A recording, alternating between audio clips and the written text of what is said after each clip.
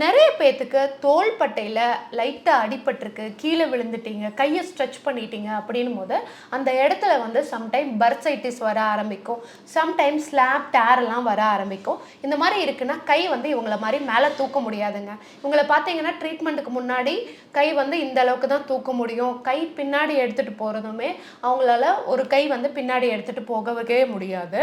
அதே போல் ட்ரீட்மெண்ட்டுக்கு அப்புறமா பார்த்தீங்கன்னா அவங்களுக்கு கை நல்லா ஃபுல் ரேஞ்ச் மூமெண்ட்டும் வருது. அதே போல கையும் பின்னாடி எடுத்துட்டு போறதுக்கு முடியும்.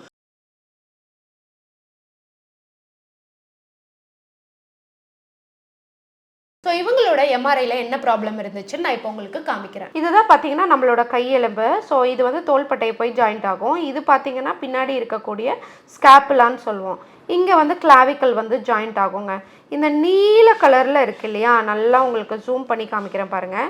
இந்த நீல கலரில் இருக்கு இல்லையா, இதை தான் நம்ம பர்சான்னு சொல்லுவோம்.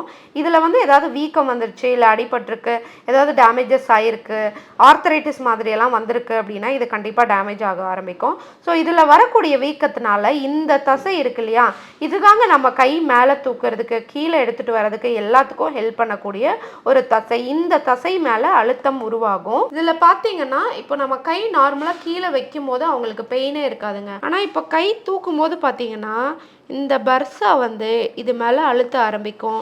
அப்போ ஆட்டோமேட்டிக்காக கை தூக்கும் போது இந்த தசையினால் தூக்கிறதுக்கு முடியாத பெயின் வர ஆரம்பிக்கும் அந்த அழுத்தத்தினால.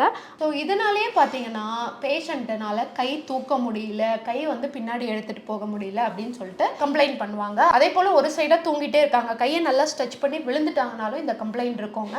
ஸோ இந்த மாதிரி ப்ராப்ளம் இருக்குது, தோள்பட்டையில் பிரச்சனை இருக்குன்னா எதனால் உங்களுக்கு தோலில் வலி இருக்குது அப்படிங்கிறத கண்டிப்பாக பார்க்கணுங்க. ஏன்னா இதில் ஆர்த்தரைட்டிஸ்னால வரலாம், கேப்சுலைட்டிஸ்னால வரலாம், வேர் அண்ட் டேர்னால கிழிஞ்சு போகிறதுனால வரலாம். அதனால டீட்டெயிலாக அனலைஸ் பண்ணிவிட்டு அதுக்கேற்ற மாதிரி ட்ரீட்மெண்ட் கொடுத்தோம்னா கம்ப்ளீட்டாக பேஷண்ட் வந்து ரெக்கவரி ஆகிடுவாங்க.